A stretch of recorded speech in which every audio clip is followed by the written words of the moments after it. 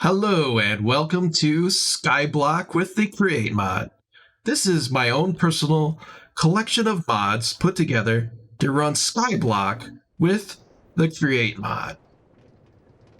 In this episode, I'd like to take a look around and get all the new viewers familiarized with the surroundings. This is Minecraft Skyblock, where we are stranded on our island above the void. From nothing but a few items, we build this world up, but with a twist. We have the Create mod.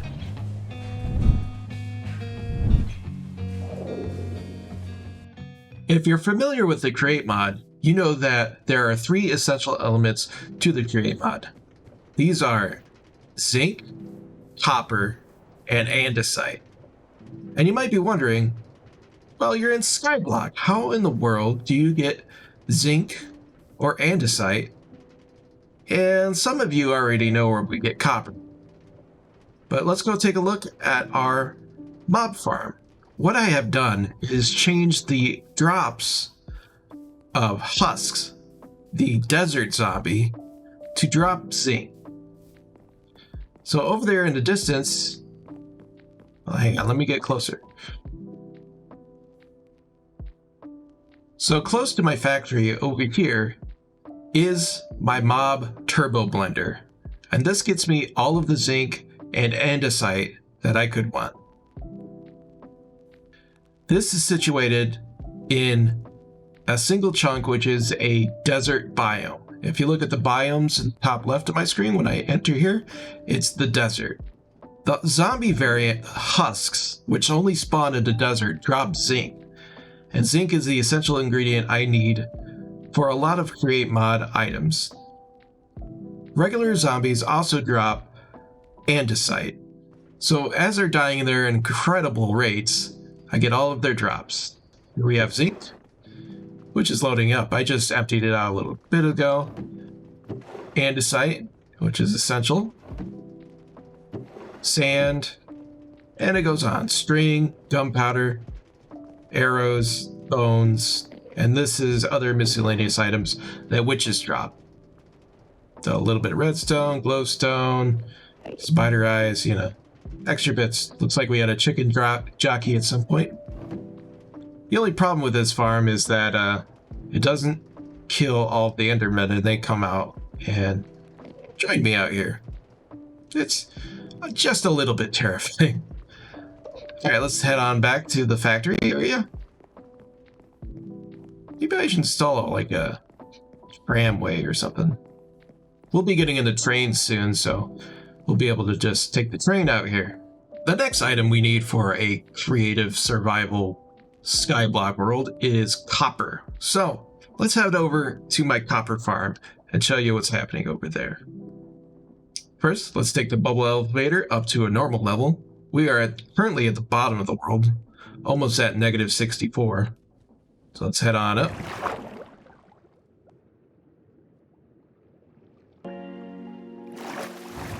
And we'll go ahead and take this path here all the way over to the copper farm.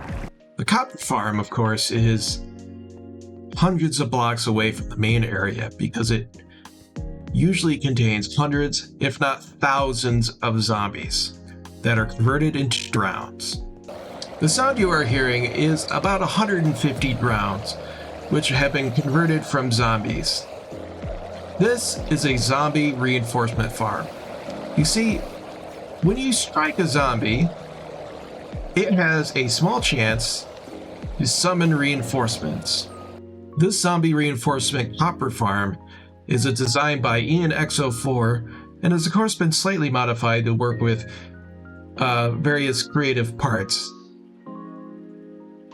The thing is absolutely insane. Here's a small clip of it running, generating tons and tons of copper and other goodies for us. It is also built right next to our witch hut,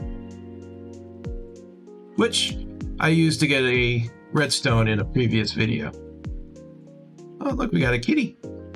All right, let's head on back to the factory area. Back over in our spawn area / factory area. Let's go ahead and head back down. Oop.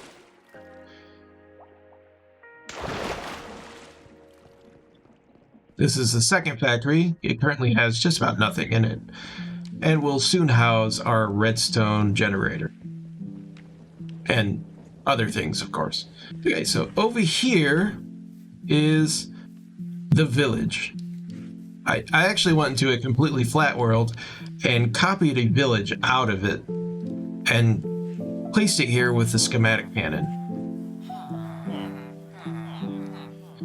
These guys, of course, have been breeding on their own, farming on their own, and creating a huge population of villagers. My previous villager setup was more like an internment camp. This is much more humane. They're running their own thing. I also brought the geode that comes on this map over to here, and they managed to spawn an iron golem in it, which I think is so cool. Once I got the geode here, I took all the budding amethysts out of it and put them here in a line. So these just grow amethyst crystals for me, and I have them whenever I want. Over here I have a simple dripstone generator. I really need to knock it down. I don't need this much dripstone. I already used all the dripstone I needed for our lava project, which I'll talk about in a little bit. So anyway, this is the village. And this is where I come to do my trading. This is my primary source of redstone at the moment. I also get my diamond tools. I also get diamond tools and food from here. In the back corner of the village is the small tree farm area. The tree farm area has all of the various trees in Minecraft, but dark oak saplings. I was not able to get 4 dark oak saplings from the dark oak tree provided by the Skyblock map, and I'm waiting on a wandering trader to sell me dark oak saplings. I'll probably be waiting quite a while for that. Next up, let's start taking a look at the factory floor, starting with the roof. This here is a giant spruce tree farm. This provides all of the wood for all of the various factory needs, as well as all of the charcoal needed for our steam engine and power generation. I come on in here to the factory, start right here, where all the logs are dropped down into these chests and ready to be used around the factory. This is not supposed to be in here. Okay, so first things first, we have the spruce logs that come in right here, and all of the modules in here have a single belt that combines them all that runs around the inside of the factory here. Each one has a funnel which is turned on and off with a redstone torch and a wireless redstone receiver. So if this one receives a signal, it'll turn off the torch and turn on the funnel and allow items to flow. Logs come out of here, go into here. So we have spruce logs, which then get converted into charcoal on this back end. The logs are brought around this way, and then superheated air is blown over the logs and they are turned into charcoal. Let's pull some of these out so you can see it happen. The charcoal gets put into this chest and is immediately used by the machine right next to it, where this machine requests charcoal. It is fed along this conveyor, and this arm gives it to blaze burners, which runs the boiler. These water sources feed the water tank, so we have our heat and water. And then we have 9 steam engines, which run the rest of the factory. So far, it's been a very adequate amount of power, and we seem to have a long way to go before we run out. On this side, just for fun, of course, we have our train whistles, which is great. This right here is our cobblestone generator. This is based on a Tango Tech design with a small modification by me using the cart assembler in order to create and destroy blocks at an extremely fast rate. This is probably just about the fastest cobblestone generator for its size. This provides the raw input we need for just about everything else in the factory. This module right here is the gravel generator. It takes in cobblestone, runs it through 3 grinding wheels, and then outputs it right here. This module right here is the iron and flint generator. This takes gravel, washes it into iron nuggets and flint, and then sorts those items and turns them into iron ingots and places the flint up here. The next item creates sand by grinding up gravel. Pretty much the normal method. It also has a byproduct of clay. This is the dirt generator. This crazy contraption combines gravel with dirt to create coarse dirt, which is then scraped to turn back into dirt, while doubling it in the process. I put a huge storage system on this because I needed all of the dirt to create the entire floor of the area. This machine generated all of the dirt you see here. Which, if any of you have played Skyblock, know this is an incredibly high amount of dirt. Next up is the soul sand generator. This takes in sand, haunts it with a soul fire, and turns it into soul sand. The soul sand then can be, I believe, washed. Yep. The soul sand is then washed using water over fan to turn it into quartz.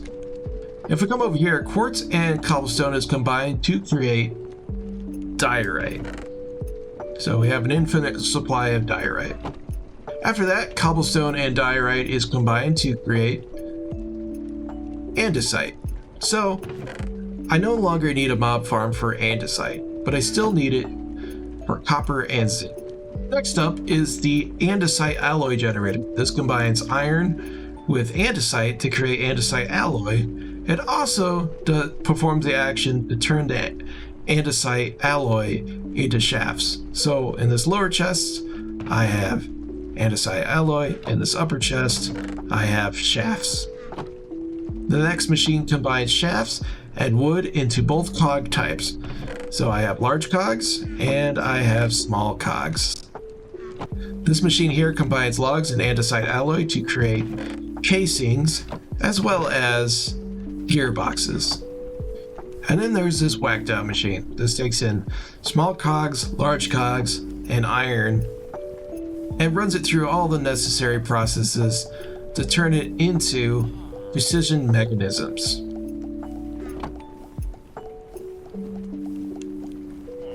This machine here is a bucket generator. I was going to use the buckets in potion generation, but I have since found out that that doesn't work. So right now I have a system that generates tons and tons of buckets that I just don't need. If you have any suggestions of what I can do with all these buckets, please let me know.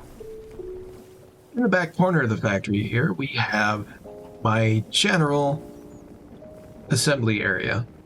So I have all the various processes. I got a press to make sheets. I've got lava to convert stone and sand into glass and smooth stone and stuff like that. This does basically all my furnace work. I have a haunter. I have not really needed this yet. I have a cooking area, so this will smoke various items. A washing area, which can be useful for various operations, and a brass generator.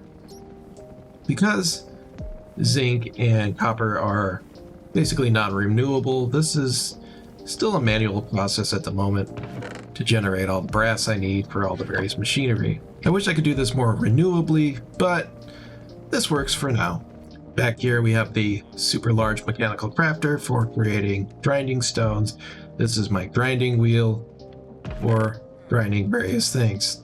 Here is my main storage. I know it's just regular old vanilla storage, but it works for me. Got my various crate blocks and everything you could ever want. I try to keep it organized, but of course, it's still a bit of a mess. Maybe automated storage is in the near future. Who knows? A couple episodes back, I finished this project, which is an over 10,000 block supply of lava. Lava is fairly hard to come by in a Skyblock world and can be generated with the create mod. However, it takes a lot of doing to create lava. Once I was able to get dripstone, I was able to generate more lava, pump it into this tank, and create an unlimited supply. Once you have over 10,000 blocks of lava, it becomes a bottomless supply. So this is basically an infinite lava generator. I put some copper tanks on the edges, mostly for looks, and as a reservoir backup just in case I screw up something here and need to regenerate some of the lava sources. Alright, that has been an overview of the Overworld factory area and all of its various generative parts. Next up, let's go take a look in the Nether at our blaze farm and gold farm. Oh, and by the way, this is the slime farm? Slime boxing area? Yeah, these guys have a field day with the slime, as you could see. Alright, let's head over to the Nether. I think I actually picked up a slime ball when I came through. Okay, so let's go ahead and head down this way. Alright, down here is the gold farm in the Nether side. So, just a moment, let me turn on shaders. Alright, so this here is a very similar system to my Overworld mob turbo blender.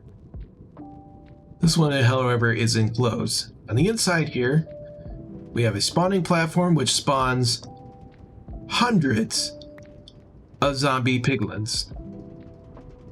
And occasionally regular piglins. These are all killed and their drops pull down into a sorting system. This system goes ahead and separates the gold from the zombie flesh. The rotten flesh is just dropped into the void because I don't need it. The gold is then shot into this basin, smashed down from nuggets to ingots and ingots to blocks. Blocks come out here into main storage. So if I go ahead and open this up, we have currently 49 blocks, 50 blocks of gold. I know that's not very full right now, but this thing is extremely fast. Alright, let's head over to the Blaze Farm. This Skyblock world comes with a small fortress outpost that also contains the end portal. Over here we have the Blaze Farm. Mind you, it does farm everything else that can spawn in the Nether. But the main characteristic, it's supposed to get blaze rods. So over here is my small AFK cage. It could use a little work. And over here is another one of my mob blenders. This one has been slightly modified in the fact that it has deployers punching mobs from underneath. This is the only way you can get a player type kill on a blaze with the create mod, thus creating blaze rods. Their drops come out over here. These first two are for blaze rods. We nearly have a double chest full of blaze rods. This one is for charcoal, regular coal. And then here we have miscellaneous drops. Lots of magma cream, lots of gold, which we already have a farm for, and tons of wither skeleton skulls. Alright everybody, that has been an overview of the current state of the Skyblock world that I'm in and what I've been doing. The next thing I'm going to be generating is redstone, but first I need to make a crop. I took out the crop farm in the last episode, so this time I need to create a universal crop farm that generates all the different crops I need, and more specifically, weeping vines and netherwort. Thanks for watching this tour and recap of this Skyblock world. I'm super excited to keep bringing you these episodes as we start to create trains and explore various areas of this map has to offer. We still have to face the challenges of the Pillager Outpost, Woodland Mansion, Ocean Monument, Dragon, and the Deep Dark. Perhaps we could take on the Warden with drills. Well, that's all for today, folks. I hope you had a blast watching. If you did, please hit that like button and subscribe to join me on this adventure. If you didn't like this episode, you already know what to do. We will be making a crop farm and a redstone generator in the next episode, and paying a visit to the Pillager Outpost. Thanks for watching, and goodbye!